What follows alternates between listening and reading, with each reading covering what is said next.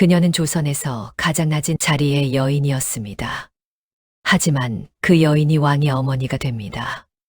그리고 그 과정은 조선 역사에서 가장 기적 같은 이야기였습니다.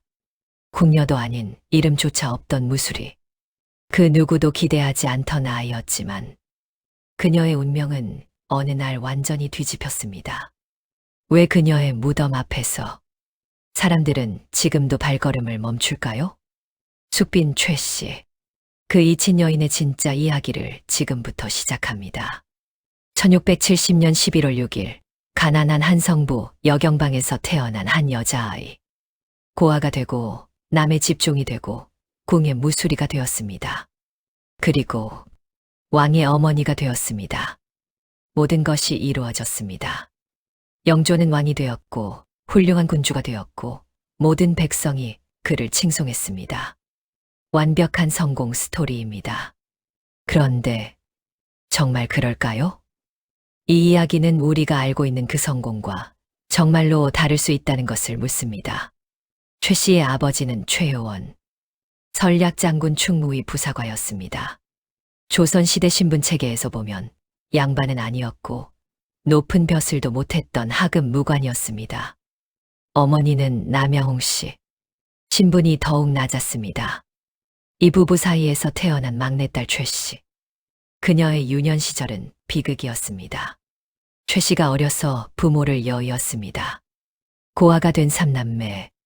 그 막내 최 씨는 외가의 손에 맡겨져 남의 집종이 되었습니다. 이름도 제대로 불리지 않는 그런 삶을. 그렇게 10대를 보냈습니다. 아무도 주목하지 않는, 아무도 이름을 부르지 않는 한 아이로. 1676년. 그해 조선 궁중의 궁녀 선발 공고가 내려졌습니다. 7살 최 씨는 선택할 수 있었습니다. 이대로 남의 집종이 되거나 궁에 들어갈 수도 있었습니다. 역사는 정확히 어떤 이유로 그 아이가 궁궐에 들어가기로 결심했는지 기록하지 않습니다. 하지만 우리는 추론할 수 있습니다. 그 아이는 생각했을 것입니다. 궁에 들어가면 적어도 밥을 먹을 수 있을 것이라고. 적어도 죽지는 않을 것이라고. 아니, 더욱 깊은 이유가 있었을 것입니다. 조선시대 양민 가정에서 딸을 궁녀로 보내는 것은 가문의 영광이었습니다. 아무리 천한 가문이라도 궁에 들어간 여인을 통해 권력과의 연결고리를 만들 수 있기 때문입니다. 그렇다면 그 아이가 스스로 궁문을 두드린 것은 자신의 가문을 살리겠다는 결연한 의지였을 수도 있습니다. 또는 생존 본능이었을 수도 있습니다. 아무도 정확히 알 수 없습니다. 다만 역사가 기록한 것은 그 7살 아이가 1676년에 궁궐의 문을 두드렸다는 것입니다. 그리고 궁은 그 아이를 받아들였습니다. 그 이후 약 15년 동안 그 아이가 해야 할 일은 오직 하나였습니다. 무술이. 조선시대 신분체계에서 무술이는 궁녀 중의 궁녀, 하인 중의 하인이었습니다. 궁녀는 사대부 가정의 딸들이 많은 신분이었습니다. 하지만 무술이는 달랐습니다. 궁녀들의 하인이었습니다. 그보다 낮은 신분은 없었습니다. 이른 아침부터 그 아이는 일어났습니다. 밤사이 쌓인 재를 치웠습니다. 무거운 항아리에 물을 담았습니다. 겨울이면 얼음처럼 차가운 물에 손을 담궜습니다. 여름이면 빨래를 짜느라 손가락이 굳었습니다. 재를 치우다 피부가 헐었습니다. 궁인들의 발을 씻겼습니다. 밥상을 차렸습니다. 밥상을 거두었습니다. 침구를 정리했습니다. 그렇게 하루가 지났습니다. 그렇게 세월이 흘렀습니다. 봄, 여름, 가을, 겨울. 계절은 반복되고 세월은 계속 흘렀습니다. 그 아이는 점점 나이를 먹었습니다. 무술이 최 씨. 이름도 불리지 않던 여인으로. 하지만 궁의 상궁들은 이상한 것을 발견했습니다. 그 어린 무술이는 늘 웃었습니다. 고된 일을 하면서도, 무시를 당하면서도, 밥을 덜 먹으면서도 그 아이는 웃었습니다. 상궁 하나가 다른 나인에게 물었습니다. 저 아이는 왜 늘 웃지? 나인은 대답했습니다. 무서운 곳에서 웃는 자는 더 무서운 일을 본 자라 하옵니다. 그 대답이 정확했습니다. 최 씨가 본 무서운 것들, 고아가 되는 것, 남의 집에서 하인처럼 지내는 것, 밥을 얻기 위해 궁에 들어오는 것. 그런 삶과 비교하면 궁의 고생은 견디기 수월했을지도 모릅니다. 최 씨는 웃음을 잃지 않았습니다. 역사가 그녀에 대해 처음으로 기록한 특징은 바로 이것이었습니다. 그 여인의 무너지지 않는 마음, 그 여인의 미소, 그리고 그 미소 아래 숨겨진 무한한 인내력. 시간이 흘렀습니다. 부수리 최 씨가 10대 중반이 되던 해, 조선 조정에서는 거대한 정치 사건이 일어났습니다. 1689년 기사환국. 인현왕후가 폐비가 되고 희빈장 씨가 중전 자리에 오른 사건. 이 사건 이후 최 씨의 삶은 지옥이 되었습니다. 괴롭힘을 당했습니다. 매질을 맞았습니다. 더 힘든 일을 떠안게 되었습니다. 실제로 조선왕조실록에 따르면 장희재가 돈으로 사람을 사주하여 최 씨를 독살하려는 계획까지 세웠습니다. 밤낮을 가리지 않고 일했습니다. 그래도 그녀는 견딥니다. 궁 밖에 나가도 갈 곳이 없었기 때문입니다. 어쨌든 이곳에서만 살 수 있었기 때문입니다. 그렇게 약 5년이 지났습니다. 그러던 어느 늦은 밤, 1690년 전후 숙종은 궁궐을 산책했습니다. 정사에 지쳤기 때문입니다. 기사환국과 갑술환국 사이, 신하들의 권력 다툼 속에서 왕의 마음은 무너져 있었습니다. 누가 자신을 정말로 섬기는가? 누가 자신을 배신할 것인가? 그런 의심과 권태 속에서 숙종은 궁 깊숙한 곳으로 걸어갔습니다. 그때였습니다. 작은 방에서 촛불이 희미하게 타오르고 있었습니다. 숙종이 그 방을 들여다봤을 때 그가 본 것은 무수리 최 씨였습니다. 손을 모아 조용히 누군가를 부르고 있었습니다. 어머니, 아버지. 최 씨의 얼굴에는 눈물이 흐르고 있었습니다. 역사는 정확히 어떤 이유로 최 씨가 그 밤 그곳에 있었는지는 기록하지 않습니다. 하지만 이 장면이 결정적이었습니다. 숙종은 그 순간 자신이 찾던 것이 무엇인지 알았습니다. 왕을 속이지 않는 눈, 왕을 보호해주는 말, 조용하지만 흔들리지 않는 마음. 1693년 숙종 19년. 숙종은 최 씨에게 승은을 내렸습니다. 그리고 곧 종사품 수건으로 책봉했습니다. 무수리가 후궁이 되는 전례 없는 일. 조정은 소란스러웠습니다. 하지만 왕의 결정을 거스를 수는 없었습니다. 그리고 곧 최 씨는 임신했습니다. 아이가 올 것이라는 희망, 왕의 자식을 낳을 수 있다는 기쁨, 그 기쁨도 잠시였습니다. 1693년 10월 6일 첫 아들 영수가 태어났습니다. 호산청일기에 따르면 12월 13일 영수는 세상을 떠났습니다. 기쁨 다음에 슬픔, 희망이 무너지는 순간 최 씨는 그것을 견뎌야 했습니다. 1694년 갑술환국. 인현왕후가 복이 되고 장희빈이 후궁으로 내려가던 그 해, 최 씨는 두 번째 아들을 낳았습니다. 1694년 9월 13일. 조선왕조실록에는 9월 20일로 기록.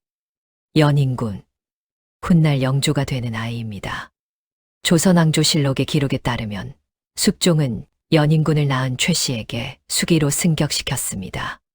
그 이후 품계는 계속 올랐습니다. 숙종 30년 1704년 정일품 숙빈회까지 올랐습니다. 무수리에서 최고 품계의 후궁이 되는 조선 역사 유례 없는 신분 상승. 하지만 신분의 상승은 동시에 최 씨의 약점이 되었습니다. 최 씨의 탁월함은 정치 감각에서도 드러났습니다. 그녀는 단순한 후궁이 아니었습니다. 무수리에서 후궁이 된 그녀는 자신의 신분 때문에 언제든 버려질 수 있다는 것을 알고 있었습니다. 따라서 그녀는 선택했습니다. 서인, 특히 노론과 연대하는 것. 조선왕조실록에 따르면 유생기민 등이 장희재가 최 씨를 독살하려 한 음모를 고변했고, 이 과정에서 최 씨는 서인 세력으로부터 보호받았습니다. 또한 아들 연인군이 서인의 보호 속에서 자라날 수 있었던 것도 최 씨의 정치적 동맹 때문이었습니다. 밤이면 최 씨는 숙종의 침소로 들어갔습니다. 왕의 귀에 속삭였습니다. 조정의 움직임을, 정치 정보를, 그곳에서 그녀가 들은 것들, 궁 곳곳에서 흘러나오는 소식들, 남인 세력의 움직임, 조정 신료들의 의도, 백성들의 원성, 그리고 가장 중요하게는 자신과 아들을 해칠 수 있는 위험한 신호들. 그 모든 것을 왕의 귀에 속삭였습니다. 역사는 이를 베개밀고라고 부릅니다. 베개를 베고 눈 왕의 귀에 한 여인이 정치의 소식을 속삭이는 일. 그것은 냉정한 정치 계산이었습니다. 하지만 동시에 생존 투쟁이었습니다. 아들을 지키기 위한 모성이었습니다. 자신의 목숨을 지키기 위한 전략이었습니다. 선함과 악함이 뒤섞인 인간의 본성을 그대로 보여주는 한 여인의 선택. 그것이 최 씨였습니다. 이로써 그녀의 정적들은 사라졌습니다. 연인군은 서인의 보호 속에서 자라났습니다. 하지만 신분의 그늘은 사라지지 않았습니다. 연인군은 어머니의 출신 때문에 상처를 받았습니다. 숙종의 친아들이 아니다라는 유언비어가 떠돌았습니다. 칠삭동이 아니면 숙종의 아이가 아니라는 의혹. 아들이 2개월 만에 죽고 7개월 후 연인군이 태어나 미천한 무수리의 아들이라는 편견이 생겼습니다. 아이는 자라나면서 그것을 알아챘습니다. 자신의 모친이 천한 신분이라는 것, 자신이 정통성 없는 왕자라는 것. 최 씨는 자신의 존재가 아들에게 부담이 될까 늘 조심했습니다. 평생 누비옷을 입지 않았다는 영조의 기록은 유명합니다.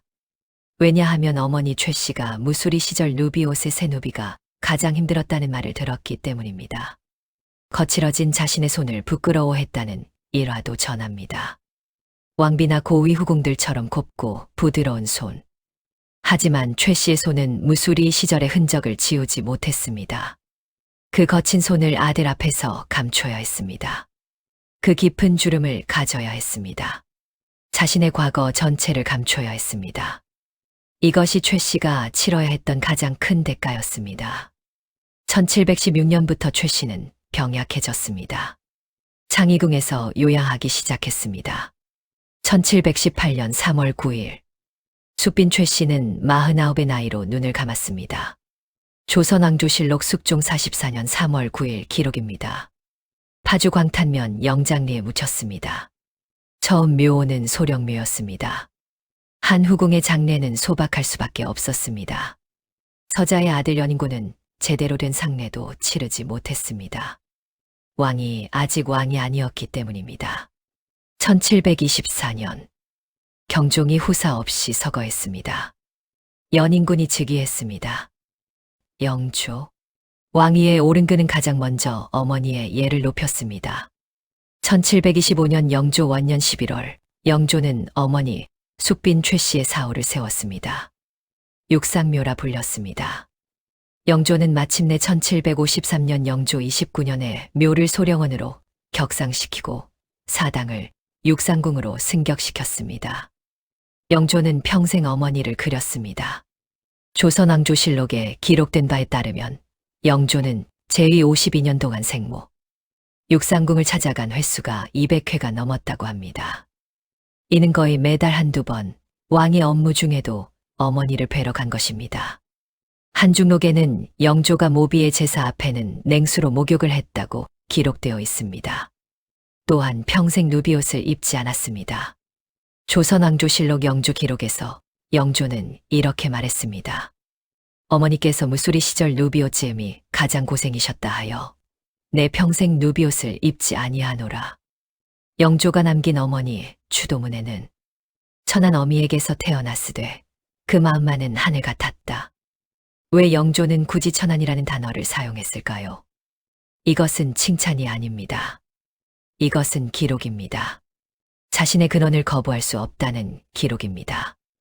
어머니를 사랑하면서도 어머니의 신분이 자신의 왕위를 결코 정당하게 하지 못한다는 기록입니다. 생생한 감정이 드러납니다. 감사함도 있고 그리움도 있고 하지만 동시에 부끄러움도 있습니다. 우리가 생각하는 것처럼 단순한 효가 아니었습니다. 복잡한 마음이 담겨 있습니다. 역사는 언제나 한쪽 얼굴만 보여줍니다. 우리는 숙빈 최 씨의 삶을 성공이라 부릅니다. 무수리에서 왕의 어머니까지. 그야말로 신데렐라 이야기. 하지만 정말 그랬을까요? 그녀는 성공한 걸까요? 아니면 살아남은 걸까요? 성공은 선택이지만 생존은 선택조차 허락되지 않은 싸움이었습니다. 그녀는 고아에서 벗어나기 위해 무수리가 되었고, 무수리에서 벗어나기 위해 후궁이 되었으며, 후궁에서 벗어나기 위해 정치의 불 속으로 걸어 들어갔습니다. 실록은 그녀의 죽음을 짧게 남겼습니다. 단지 후궁으로서의 예를 갖춰 장례가 치러졌을 뿐입니다. 포상도 명예도 없이 그 냉정한 한 줄이 조선의 신분이 여인을 얼마나 잔인하게 가두었는지를 말해줍니다. 그럼에도 그녀는 끝까지 버텼습니다. 거칠어진 손, 감춰야 했던 출신, 그리고 아들에게조차 보여주지 못한 사랑. 영조는 말했습니다. 천한 어미에게서 태어났으되 그 마음만은 하늘 같았다. 자식을 왕으로 만들고도 천한 어미라 불려야 했던 여인. 어쩌면 영조의 평생 재산은 감사가 아니라 속죄였는지도 모릅니다. 그녀는 위대했습니다. 그리고 불행했습니다. 그 둘은 모순이 아니라 같은 얼굴이었습니다. 위대함은 언제나 상처 위에서 피어났으니까요. 최 씨는 분명 시대의 한계를 뚫어낸 인물입니다. 말 대신 행동으로, 감정 대신 절제로, 가장 낮은 자리에서 가장 높은 자리까지 올라선 여인. 그것은 위대함입니다. 하지만 동시에 그 과정에서 최 씨가 치른 대가는 결코 작지 않습니다. 거칠어진 손, 감춰야 했던 출신, 아들에게 줄 수 없었던 완전한 사랑과 긍정, 아들이 평생 안고 가야 했던 신분의 그늘. 그것이 진정한 성공의 대가일까요? 그렇다면 우리는 어떻게 최 씨를 기억해야 할까요? 위대한 여인이라고 칭송하는 것도 맞을 것입니다. 하지만 불행한 여인이라고 느끼는 것도 마찬가지로 맞을 것입니다.